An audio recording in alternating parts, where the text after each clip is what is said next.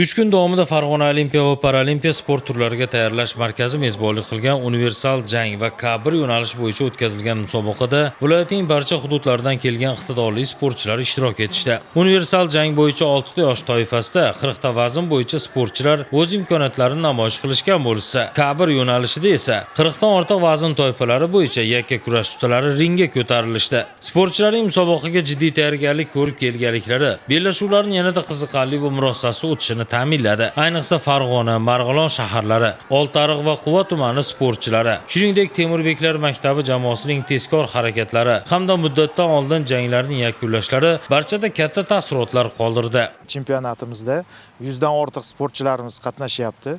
Bugungi kundagi tadbirimizdan asosiy ko'zlangan maqsad universal jang hamda K1 sport turidan sportchilarimizni saralab olish hamda viloyat terma jamoasini shakllantirish.